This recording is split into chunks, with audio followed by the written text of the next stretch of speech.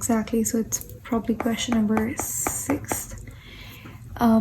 आसान सा सवाल है, इसमें उससे पूछता है कि एक्टिन क्या चीज़ है। इस क्वेश्चन के ऑप्शंस पे जाने से पहले मैं आपको बता दूं कि एक्टिन होता क्या है। देखिए, हमारे पास मसल्स के बारे में मैंने आपको बताया था, रिमेंबर? एक्टिन और मायोसिन। एग्जैक्टली। तो मसल्स हमारे पास कितने टाइप्स के होते हैं?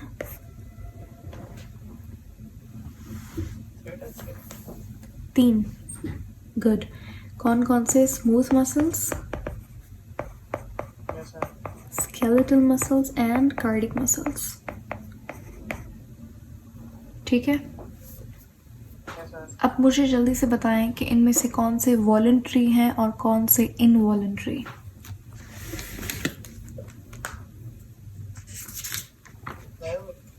कार्डिक और स्मूथ इनवॉलंटरी है। स्केलेटन जो है वो वॉलंटरी है। Okay, are you sure? Yes ma'am. Cardiac मतलब कि मैम स्केलेटल मसल की मूवमेंट मतलब कि हम खुद कर सकते हैं। बिल्कुल। तो ये क्या हुआ? इनवॉलंटरी। वॉलंटरी वो होता है जो आप अपनी मर्जी से करता है, इनवॉलंटरी वो जो आपके कंट्रोल में नहीं होता। Yes ma'am. तो स्केलेटल मसल क्या है? वॉलंटरी है, आपके कंट्रोल में है। देखिए, नाम से पता चल रहा है, नाम से पता चल रहा है क्या? स्केलेटल मसल, वो मसल जो आपके स्केलेटन से कनेक्टेड हो। स्केलेटन बोले तो बोन से जुड़ा हुआ हो, तो जो हड्डी के ऊपर मसल है वो स्केलेटल मसल है। फॉर एग्जाम्पल, आपके हाथ के ऊपर जो मसल्स है वो वॉलंटरी है। अब जब आप अपना हाथ मूव कर सकते हैं, टांगे मूव कर सकते हैं, वॉलंटरी है वो।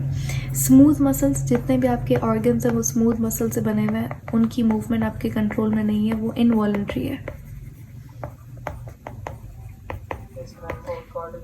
कार्डिक मसल पे भी आपका कंट्रोल नहीं है, यानी कि हार्ट के मसल्स, ये भी क्या है? Involuntary.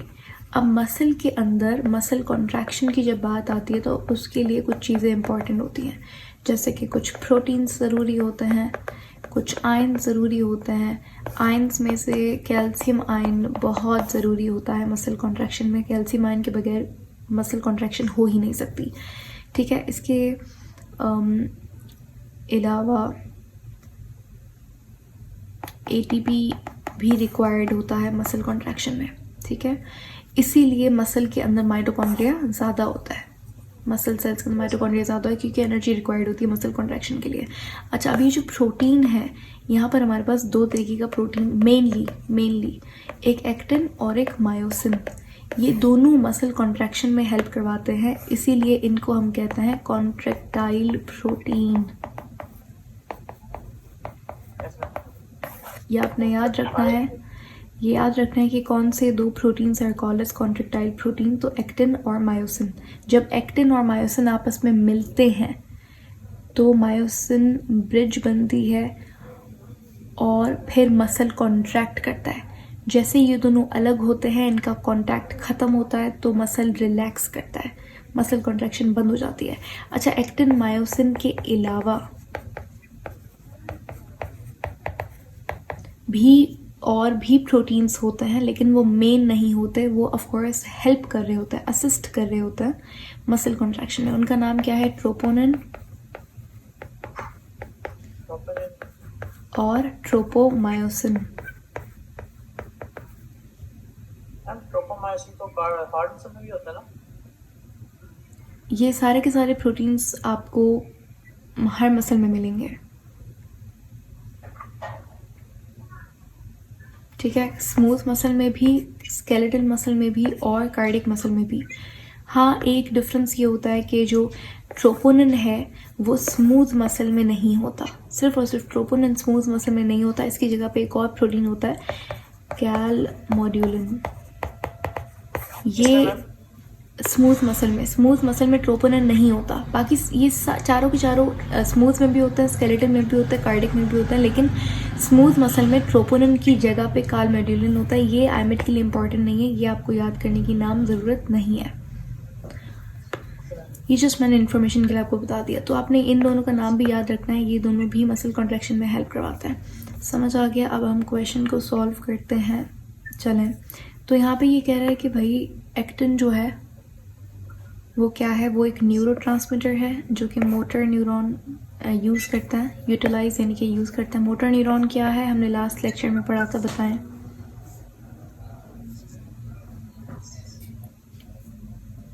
Motor neuron ma'am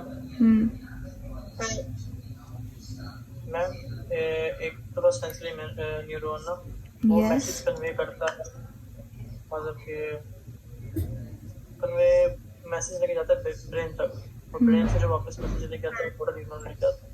exactly, तो वेरी गुड। तो हमारे पास जो ब्रेन से सेंसरी ऑर्गन या फिर बॉडी पार्ट तक जो लेकर आता है मैसेज, वो कौन सा होता है, मोटर न्यूरॉन होता है। तो एक्टिन इस ऑप्शन ए कह रहा है, एक्टिन एक न्यूरोट्रांसमीटर है। देखिए न्यूरोट्रांसमीटर किसे कहता है, न्यूरॉन और न्यूरॉन के दरमियान में जो केमिकल होता है वो न्यूरोट्रांसमीटर होता है। ठीक है, जो एक न्यूरॉन से दूसरे न्यूरॉन तक सिग्नल लेकर जाता है वो न्यूरोट्रांसमीटर एक केमिकल है। जैसे हार्मोन है, एंजाइम, वैसे न्यूरोट्रांसमीटर एक केमिकल होता है। उसके बाद ऑप्शन बी में कह रहा है कि भाई ये एक्सक्लूसिवली यानी कि बहुत ज़्यादा प्रेजेंट होता है स्केलेटल मसल के अंदर। एक्टिन एक हार्मोन है, एक्टिन एक क्रूशल प्रोटीन है जो कि मसल कॉन्ट्रैक्शन के लिए ज़रूरी होता है, या फिर एक्टिन ज़रूरी मतलब एक्टिन नहीं मौजूद होता मसल फाइबर के अंदर। बताइए। Ma'am D option, D, exactly, very good. तो आपका जवाब बिल्कुल ठीक है कि ये एक प्रोटीन है जो कि मसल कॉन्ट्रैक्शन के लिए इंपॉर्टेंट होता है। नेक्स्ट हम लोग क्वेश्चन नंबर 7 की बात करते हैं, अ मेल कैरिंग अ कैरेक्टर। अब ये क्वेश्चन समझने से पहले आपको बेसिक कॉन्सेप्ट पता होना चाहिए। आपने जस्ट एक चीज़ याद रखनी है कि जो मेल होता है उसमें फीमेल और मेल में क्या डिफरेंस है। मेल और फीमेल के जेनेटिक मटेरियल में कोई भी डिफरेंस नहीं है सिवाय एक chromosome. X and Y. Exactly, सिर्फ इन दो क्रोमोसोम्स की वजह से जेंडर डिसाइड होता है। जैसे मेल हमारे पास क्या होता है, एक्स वाई, और फीमेल इज एक्स एक्स। ठीक है, तो जैसे फॉर एग्जांपल फीमेल से हमारे पास जो एक क्रोमोसोम आएगा तो वो इन दोनों में से अगर कोई भी आए तो दोनों ही एक्स है। ठीक है, तो मैंने एक्स लिख दिया। अब मेल से एक्स भी आ सकता है और वाई भी आ सकता है। ठीक है, अगर एक्स आता है तो जो चाइल्ड है, जो डॉटर सेल है, वो क्या है, फीमेल या मेल? फीमेल। फीमेल। ठीक है, और अगर यहाँ से फीमेल से एक्स, फीमेल से तो हमेशा एक्स ही आएगा। अगर मेल से इस बार वाई आ रहा है तो ये क्या है, बॉय। ये मेल हो गया। ठीक है, तो अब यहाँ पे हमारे पास एक चीज़ अगर आप नोट करें तो ये वाला जो मेल का जो एक्स है, ठीक है, मेल का जो एक्स क्रोमोसोम है जो मेल साइड से आ रहा है वो हमेशा, ये क्या, ये डॉटर है ना, ये हमारे पास क्या है, ये डॉटर का बना है, और ये सन का, ऐसा ही है। Yes ma'am. तो अगर आप एक चीज़ नोट करें कि जो मेल का एक्स क्रोमोसोम है वो हमेशा डॉटर में जाएगा या फिर सन में, या दोनों में जा सकता है। दोनों में जा सकता है। दोनों में जा सकता है। अच्छा, अगर आप कह रहे हैं दोनों में जा सकता है, फॉर एग्जांपल सन में कैसे जाएगा, क्योंकि ये तो हमेशा देखो एक तो फीमेल से आएगा, एक तो एक्स तो फीमेल से आ रहा है। अगर यहाँ पर आप कह रहे हैं एक्स दोनों में जा सकता है, तो अगर मैं एक्स सन में डाल दूँ यहाँ पे तो ये तो एक्स एक्स बन जाएगा और ये तो फीमेल हो जाएगी। या एक्स जाएगा या वाई जाएगा। वो तो बात बिल्कुल ठीक है, लेकिन मेरा क्वेश्चन ये था कि एक्स जो है वो सन में जाएगा, डॉटर में जाएगा, या हमेशा डॉटर में जाएगा, हमेशा सन में जाएगा, या दोनों में जा सकता है। एक्स की बात हो रही है मेल के। एग्जैक्टली, हमेशा डॉटर में जाएगा, क्योंकि ये जो एक्स है, एक एक्स हमेशा फीमेल साइड से आ रहा होता है, उसको आप चेंज ही नहीं कर सकते। अगर मेल का एक्स जा रहा है इसका मतलब ये तो डॉटर बनेगी। अगर मेल का एक्स सन में कैसे जाएगा, अगर यहाँ पे एक्स चला गया ये तो फीमेल बन गई, फिर से डॉटर। तो यही क्वेश्चन है। अब आप ये सवाल पढ़ें, एक मेल है कैरिंग अ कैरेक्टरिस्टिक जो कि लिंक कर रहा है एक्स क्रोमोसोम से, और एक्स क्रोमोसोम पे जो कैरेक्टर होगा, मेल के एक्स क्रोमोसोम पे जो कैरेक्टर होगा वो हमेशा ट्रांसमिट होगा किसके पास, फर्स्ट बॉर्न सन के पास, या फिर हाफ ऑफ हिज ऑफस्प्रिंग के पास, all his son, half of his son to all his daughters, क्या होगा? all his daughters. एग्जैक्टली तुम्हारे पास ऑप्शन ई बिल्कुल सही जवाब है. आपने याद क्या रखना है कि हमेशा जो मेल का एक्स है वो ट्रांसमिट होता है, उसके जितने भी कैरेक्टरिस्टिक्स होते हैं वो हमेशा सारे के सारे ट्रांसमिट होते हैं to the female child, to the daughter. Next question हमारे पास, एफएससी में इसका चार्ट भी था एक, थोड़ा याद है. या इसका हम लोग आगे जब जेनेटिक्स चैप्टर पढ़ेंगे तो वहाँ पे इसके पूरे क्वेश्चंस होते हैं, डिजीज़ के भी सवालात होते हैं, और फिर आपको ऑफ कोर्स इस तरीके का पुनेट्स चार्ट बनाना होता है. मे बी आई गेस आप उसी की बात कर रहे हैं. Yes ma'am. Okay, next question हमारे पास जो है वो ग्लैंड, पिट्यूटरी ग्लैंड से रिलेटेड है. सिंपल सा सवाल है, उसने पूछा है बताइए पिट्यूटरी ग्लैंड कहाँ पे मौजूद होता है, या कहाँ पे? बोलिए. नेक में मैम. नेक में. अच्छा देखें, पिट्यूटरी ग्लैंड आपके पास बहुत सारे बॉडी में कोई 20-25 ग्लैंड्स होते हैं, और 20-25 नहीं, I guess 10-15 glands, I am not sure about the number. लेकिन पिट्यूटरी ग्लैंड हमारे में हमें उनमें से एक ग्लैंड है. पिट्यूटरी ग्लैंड कहलाता है सब ग्लैंड्स का बॉस, यानी कि मास्टर ग्लैंड. ठीक है, अपने याद रखना है कि पिट्यूटरी ग्लैंड हमारे पास क्या है, मास्टर ग्लैंड है. अब पिट्यूटरी ग्लैंड मौजूद होता है एनसेफेलॉन में, यानी कि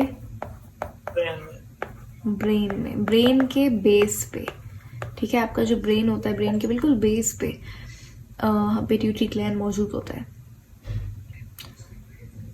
अच्छा, अब हमारे पास ब्रेन का एक पार्ट है, वो कौन सा है वो आप मुझे बताइएगा इफ़ यू नो. जो कि पिट्यूटरी ग्लैंड को कंट्रोल कर रहा होता है.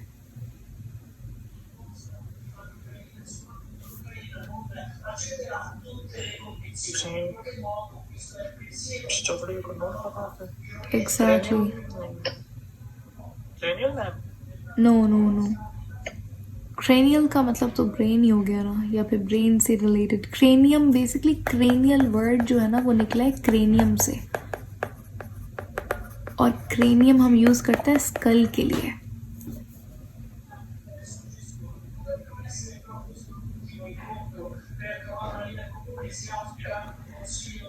हाँ, तो क्या पार्ट होता है ब्रेन का जो कि पिट्यूटरी को कंट्रोल कर रहा होता है?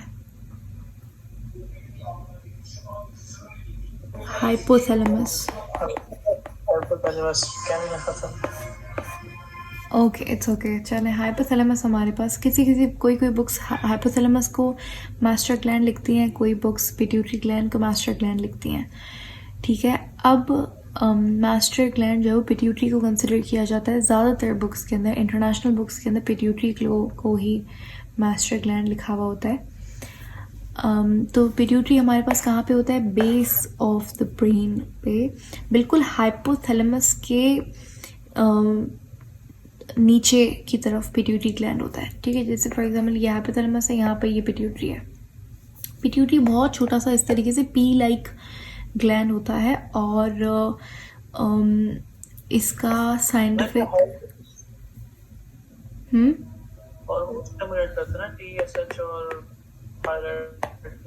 एग्जैक्टली ये सारे के सारे स्टिमुलेटिंग हार्मोन, इनहिबिटिंग हार्मोन आपके पास पिट्यूटरी से रिलीज हो रहे होता है. जितने भी और ग्लैंड्स हैं उनको जो कंट्रोल करता है वो पिट्यूटरी करता है अपने हार्मोन्स के थ्रू. उसके बाद एक चीज़ आपने याद रखनी है कि जो पिट्यूटरी ग्लैंड होता है वो हमारे पास उसका जो नाम है, जैसे ब्रेन को एनसेफेलॉन आप वर्ड यूज़ करेंगे, वैसे पिट्यूटरी के लिए आप जो वर्ड यूज़ करेंगे वो क्या है. अब ये बेस पे है, बेस यानी कि नीचे की तरफ, इसीलिए हम इसको बोलते हैं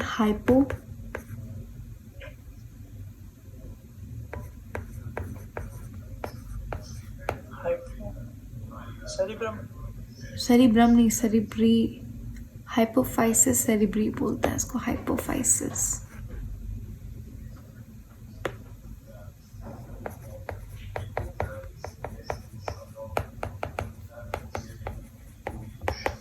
अब हाइपोफाइसिस सेरेब्री क्यों बोलते हैं? हाइपो का मतलब क्या होता है? नीचे, यस मैम। ठीक है। फाइसिस यानी कि पिट्यूटरी के लिए यूज किया, सेरेब्री ब्रेन के लिए यूज किया, तो ब्रेन के नीचे वाले पार्ट में पिट्यूटरी ग्लैंड मौजूद होता है, इसको बोलते हैं हाइपोफाइसिस सेरेब्री। तो अब ये क्वेश्चन को आप एड्रेस करें, बताइए पिट्यूटरी ग्लैंड कहाँ पे मौजूद होता है? At the base of brain. At the base of brain, ठीक है। ओके, नेक्स्ट क्वेश्चन हमारे पास है, बताइए ईस्ट क्या है? ईस्ट ईस्ट एक फंगी है ma'am. Exactly, it's a fungi. Okay, yeast एक chemical fungi, I guess it's more appropriate.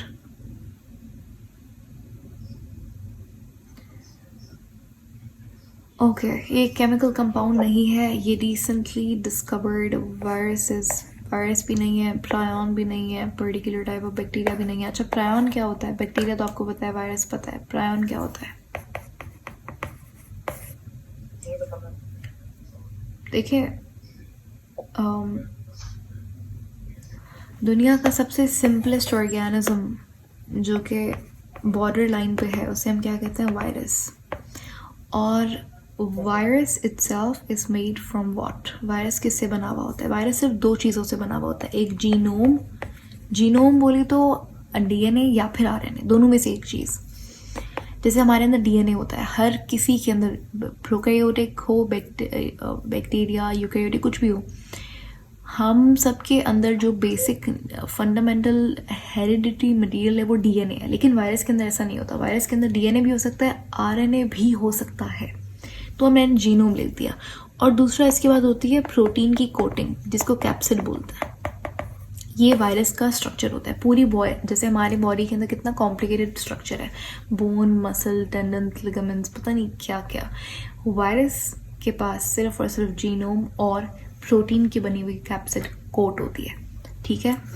अब इससे भी दो हाथ आगे कुछ चीज़ है, ठीक है। कुछ ऐसे ऑर्गेनिजम्स हैं जो कि जिनके पास भाई न्यूक्लिक एसिड ही नहीं है, यानी कि उनके पास डीएनए ना आरएनए, कुछ भी नहीं, सिर्फ और कुछ भी नहीं, आरएनए भी नहीं, डीएनए भी नहीं, उनके पास सिर्फ और सिर्फ प्रोटीन है, ठीक है। लेकिन एबनॉर्मल प्रोटीन है, एबनॉर्मली फोल्डेड प्रोटीन, उसी को प्रायन कहते हैं, ठीक है। मतलब ये प्रायन जो है वो एक ऐसा ऑर्गेनिज्म है जो कि डिजीज़ कॉज, वायरस भी डिजीज़ कॉज करता है, प्रायन भी डिजीज़ कॉज करता है, तो ऐसा एबनॉर्मली फोल्डेड प्रोटीन प्रायन कहलाता है। अगर आपने कभी ये डिजीज़ का नाम सुना है, मैड काउ डिजीज़, मैम ये सुना हुआ है, एनिमल्स में होता है। एग्जैक्टली, एनिमल्स में होता है, कैटल्स में होता है, कैटल जो डोमेस्टिक कैटल्स होती हैं उनमें होता है, खासकर काऊ वगैरह के अंदर, काऊ बफेलो। तो ये कॉज कौन करता है? प्रायन कॉज करता है, प्लांट, प्रायन्स कॉज करते हैं ये, नॉट प्लांट, ठीक है। तो प्रायन क्या है? प्रायन कुछ भी नहीं है, एबनॉर्मली फोल्डेड प्रोटीन प्रायन होता है। मैम ये लिविंग है कि नॉन लिविंग है? ये बिल्कुल वायरस की तरह है, बॉर्डर लाइन पे है लिविंग और नॉन लिविंग के। बाहर लिविंग होता है, नॉन लिविंग होता है, जैसे ही होस्ट के अंदर जाता है लिविंग हो जाता है। मैम ये वायरस भी डिजीज़ कॉज करता है, कोई भी ऐसा वायरस नहीं है दुनिया में जो कि डिजीज़ कॉज नहीं करता। They are obligate parasites. Viruses क्या होते हैं? Obligate parasite. पैरासाइट्स का मतलब क्या होता है? ऐसी चीज़, ऐसा लिविंग ऑर्गेनिज्म जो कि डिजीज़ कॉज करे, वो क्या होता है? वो पैरासाइट होता है, पैरासाइट। कोई भी चीज़, कोई भी लिविंग ऑर्गेनिज्म जो कि डिजीज़ कॉज करे,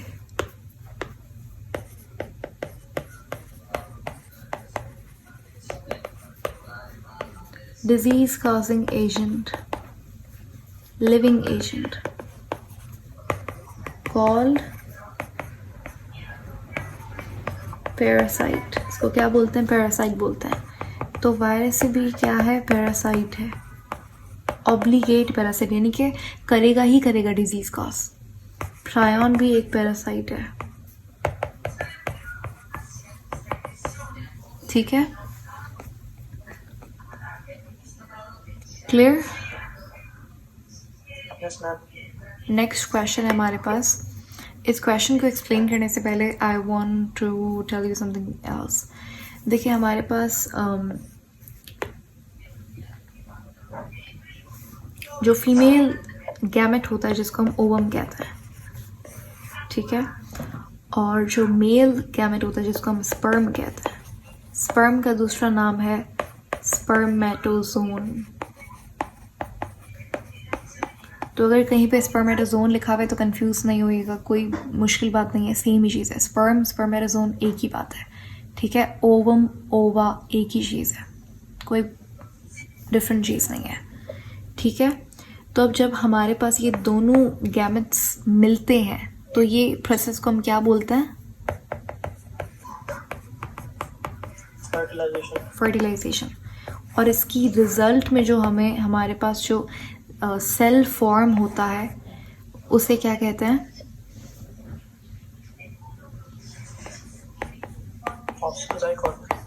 जाइगोट,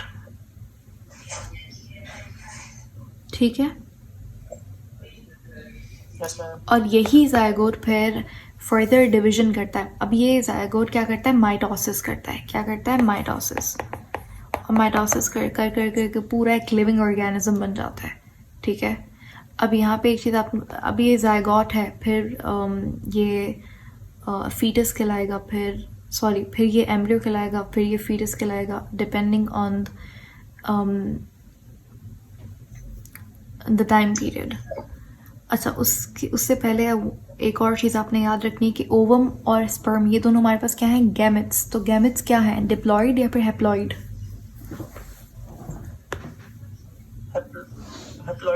हैप्लॉइड, गुड। हैप्लॉइड का मतलब क्या होता है? 23 chromosomes, half number of chromosomes होता है। तो ये भी हैप्लॉइड है। दोनों मिले तो इन्होंने जाइगोट बनाया। जाइगोट क्या है? Diploid, haploid? Diploid. Very good. तो डिप्लॉइड होता है जाइगोट। और फिर इसीलिए ये क्या करता है? माइटोसिस करता है, और इस तरीके से हमारे पास एक लिविंग ऑर्गेनिज्म, एक पूरा ह्यूमन बीइंग बनता है, या फिर कोई भी और एनिमल की अगर आप बात करें। अच्छा, यहाँ पे हमारे पास आपने ये चीज़ याद रखनी है कि ये जो ओवम और स्पर्म ये खुद जो है ये कैसे बनता है? माइटोसिस से या मियोसिस से?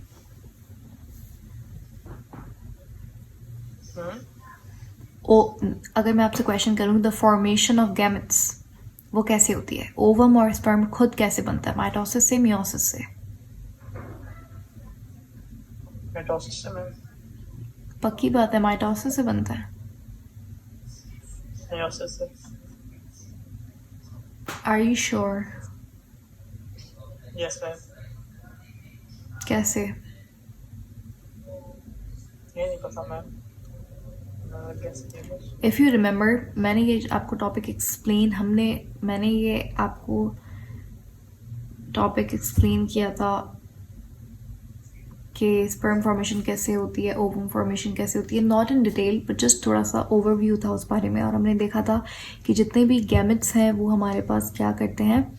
मियोसिस करते हैं। जितने भी सोमैटिक सेल्स हैं बॉडी के अंदर गैमेट्स के अलावा, वो क्या करते हैं? वो माइटोसिस करते हैं। ऐसा क्यों होता है? बिकॉज देखिए हमारे पास एक सेल जो कि 2n है, वो अब ये इसके अंदर हाफ नंबर ऑफ क्रोमोसोम है।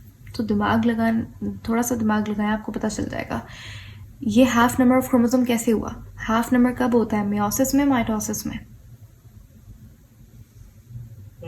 मियोसिस में, ठीक है, क्योंकि माइटोसिस में नंबर ऑफ क्रोमोसोम सेम रहता है। माइटोसिस करेंगे तो 46 ही रहेगा, लेकिन अगर मियोसिस करेंगे तो 46 क्या हो जाएगा? 23 के 4 डॉटर सेल्स बनेंगे। माइटोसिस में हमारे पास सेम नंबर ऑफ क्रोमोसोम रहेगा, 2 डॉटर सेल्स बनेंगे 46 के। तो ये ऑफकोर्स यहाँ पे हाफ नंबर क्रोमोसोम कैसे हुए? खुद ही ये लोग कैसे बनते हैं? गैमेट्स मियोसिस से बनता है। क्वेश्चन हमारे पास क्या है? क्वेश्चन ये है कि द एग सेल का मतलब क्या है? ओवम। जब ये फर्टिलाइज होता है स्पर्मेटोजोन से, यही वर्ड है, यानी कि स्पर्म से जब ये फर्टिलाइज होता है तो उसे आप क्या कहते हैं? साइटोप्लाज्म कहते हैं, जर्म सेल, oocyte, जाइगोट या फिर morula? Exactly, good. Next question है हमारे पास, ये आप बिल्कुल कर सकते हैं क्योंकि हमने ये चैप्टर अभी भी पढ़ा है। Cell structure and function. The ribosome is made up by 2 सब यूनिट्स। 2 सब यूनिट्स, एक लार्जर और एक स्मॉलर। यूकैरियोटिक के अंदर जो साइज होती है लार्जर सब यूनिट की, लार्जर सब यूनिट की, वो क्या होती है?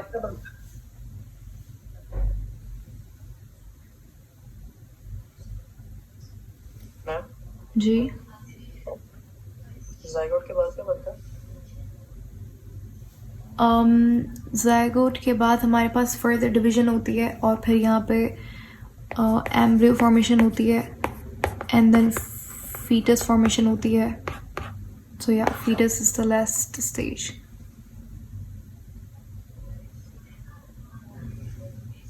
Okay ma'am.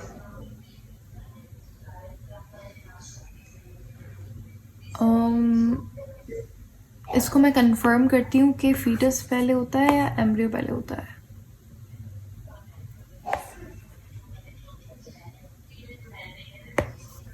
एनीवेज, तो मेरे ख्याल से एम्ब्रियो पहले बनता है, फीटस बाद में होता है, या फीटस पहले होता है, एम्ब्रियो बाद में होता है। चलिए मैम, अगला चला करना तो नहीं चैप्टर करना ना, meiosis and mitosis.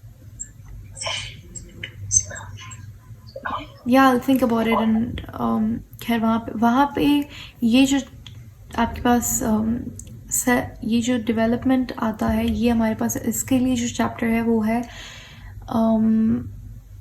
Development and ageing. Development and ageing, जहाँ जब आप सेल साइकिल पढ़ते हैं माइटोसिस और मियोसिस, तो वहाँ पे आप डेवलपमेंट की बात नहीं करते, वहाँ पे आप बेसिकली माइटोसिस कैसे होता है उसके स्टेप्स वगैरह, मियोसिस कैसे होता है, तो सेल साइकिल की बात करते हैं। तो हमारा टॉपिक वो है बायोमोलिक्यूल के बाद।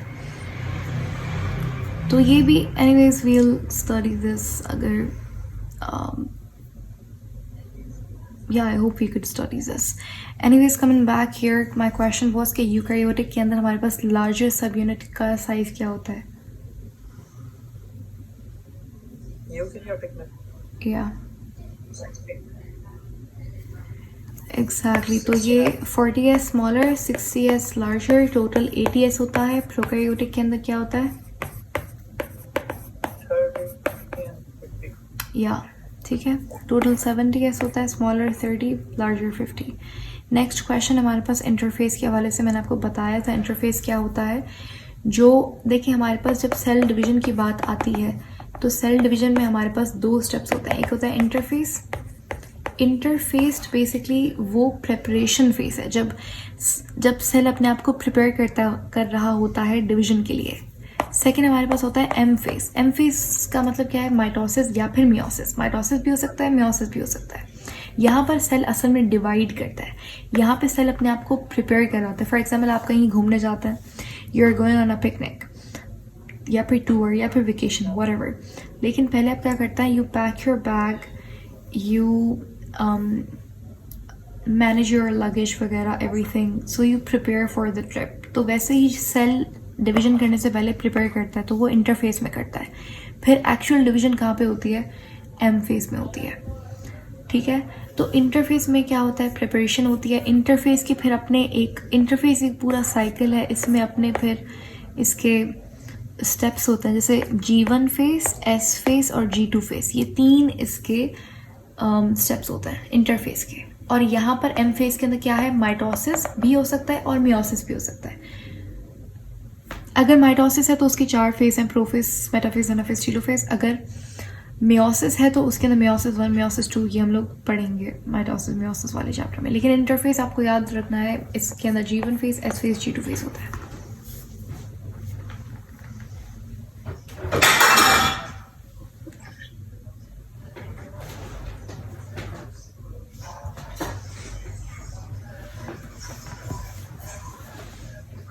चलें, अब मुझे बताएं यहाँ पे क्या सही जवाब है। What do you think?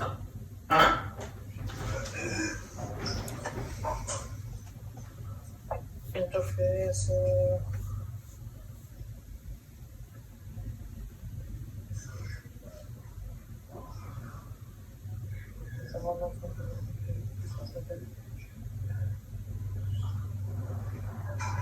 Cell division phase ma'am. हाँ सेल डिवीजन फेस है, यू श्योर? क्योंकि सेल डिवीजन फेस तो एम फेस होता है, मैंने अभी भी बताया था, 4 बार भी रिपीट किया मैंने। वो यही बात थी जो मैं कहना चाह रही थी। मुझे पता था कि ये ऑप्शन थोड़ा सा कंफ्यूजिंग हो सकता है, इसीलिए I mention this before hand कि जो एक्चुअल डिवीजन होती है वो एम फेस में होती है। एक्चुअल डिवीजन एम फेस में होती है, इसका मतलब है कि सेल डिवीजन एम फेस में हो रही है। इंटरफेस में डिवीजन नहीं होती, इंटरफेस में क्या होती है, प्रेपरेशन होती है। तो ये ऑप्शन तो नहीं होगा। Ma'am E option is the one of the intermediate phase over cell cycle. Is one of the intermediate phases. अच्छा इंटरमीडिएट फेजेस का मतलब क्या? इंटरमीडिएट का मतलब क्या है? बीच वाला। एक सेल साइकिल हो गई, दूसरी सेल साइकिल हो गई, उसके दरमियान में जो इंटरमीडिएट फेज है, जो गैप है या जो भी है, वो इंटरफेस है। क्या आपको लगता है ये होगा? क्योंकि देखें सेल साइकिल के 2 स्टेप्स हैं, इंटरफेस खुद सेल साइकिल का पार्ट है। अभी बताया था मैंने, सेल साइकिल के 2 स्टेप्स हैं ना, इंटरफेस और एम फेस। आराम का बोलो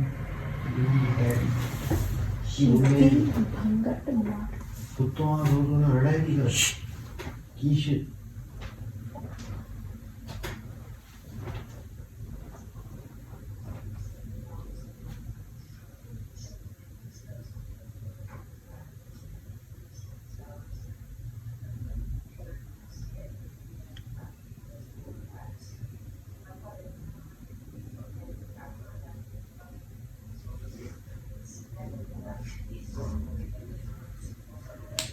तो कौन सा ऑप्शन सही है यहाँ पे?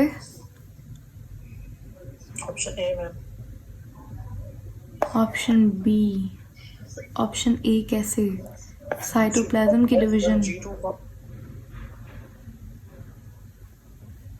देखें अभी मैंने यही सिंपल अभी पूरे स्टेप्स बताए अभी, G1 face, S face, G2 face, ये वही तो है। साइटोप्लाज्म डिवीजन कैसे होगी? साइटोप्लाज्म डिवीजन तो एम फेस में होती है ना, बल्कि माइटोसिस के इवन बाद जो है वो साइटोप्लाज्म की डिवीजन होती है। तो वो प्रेपरेशन तो नहीं है सेल डिवीजन की, ठीक है। और डी क्यों नहीं होगा? डी में एम फेज आ रहा है तो ये भी नहीं होगा।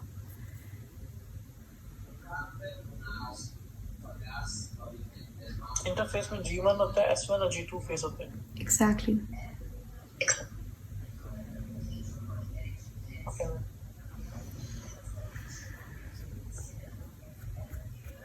Few more questions to go. ये क्वेश्चन भी आपको आता है, कंसिडर फॉस्फोलिपिड, ठीक है। आपने फॉस्फोलिपिड को कंसिडर करना है, उसमें हेड है, टेल है, बताइए कौन सी स्टेटमेंट यहाँ पे करेक्ट नहीं है, which statement is not correct. मुझे दो से बतानी है। Yes. Our head is always positively charged. The head contains phosphorus group. The head contains molecule. मैं यहाँ पे रिपीट कर देती हूँ। देखिए हमने पढ़ा था ये क्या है, फॉस्फोलिपिड है, ये इसकी हेड है। हेड क्या होती है? बाहर की तरफ, यानी कि हाइड्रोफिलिक, गुड। ये टेल है और टेल अंदर की तरफ होती है, यानी कि हाइड्रोफोबिक। अब आपने ये चीज़ याद रखनी है कि जो हेड होती है वो पोलर होती है हमेशा, और जो टेल होती है वो नॉन पोलर होती है।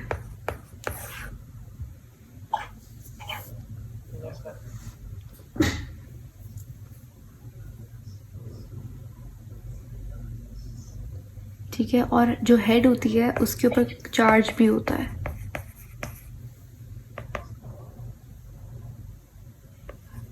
नेगेटिव चार्ज होता है। हेड पे नेगेटिव चार्ज होता है। अब ये नेगेटिव चार्ज कैसे आया? क्योंकि यहाँ पे क्या होता है, फॉस्फेट जो है वो नेगेटिव चार्ज देता है।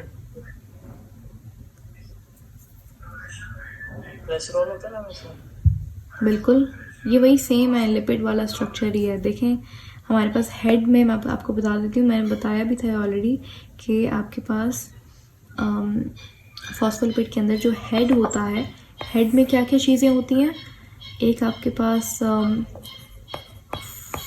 फॉस्फेट होता है जो कि फॉस्फोरिक एसिड से आता है, कोलिन ग्रुप होता है और ग्लिसरॉल होता है। अब ये सारी चीज़ें कहाँ पे हैं? ये हेड में है। फिर टेल है, टेल में क्या है? टेल में फैटी एसिड होता है। यहाँ पे कौन सा ऑप्शन सही नहीं है? Positively charge, head always positively charge. Okay okay, देखते हैं। मुझे लगता है ये बिल्कुल सही ऑप्शन है, लेकिन बाय चांस दूसरे ऑप्शन पे पढ़ लेते हैं। हेड जो है वो हाइड्रोफिलिक होती है, बिल्कुल ठीक। टेल हाइड्रोफोबिक होती है, सही है। The head contains a phosphate, head में फॉस्फेट ग्रुप होता है, बिल्कुल सही। हेड में कोलेस्ट्रॉल होता है, ये भी सही है। हेड में 3 चीज़ें होती हैं, आपको याद रखनी है, cholesterol, choline, phosphate. Cholesterol, choline, phosphate, ठीक है। फॉस्फेट सबसे पहले, फिर कोलिन और फिर कोलेस्ट्रॉल, ये हेड है। तो सी वाला ऑप्शन सही नहीं है, क्योंकि हेड जो होता है वो क्या होता है, वो नेगेटिवली चार्ज होता है। उसके बाद है नेक्स्ट क्वेश्चन, ये भी आपको आता है, ये मैंने पढ़ाया था। पेंटोसन्स बेसिकली पेंटोज शुगर को इन्होंने बोला हुआ है। पेंटोज शुगर्स कहाँ पे इन्वॉल्व होती हैं, क्या चीज़ बनाने में पेंटोज शुगर्स काम देती हैं? राइबोज, याद है?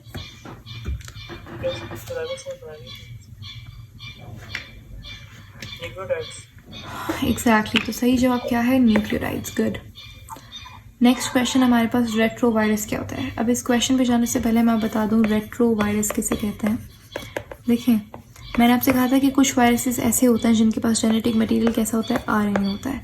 तो रेट्रोवायरस वो वायरसेस होते हैं जिनके पास आरएनए होता है और ये अपने आरएनए को डीएनए में कन्वर्ट करता है।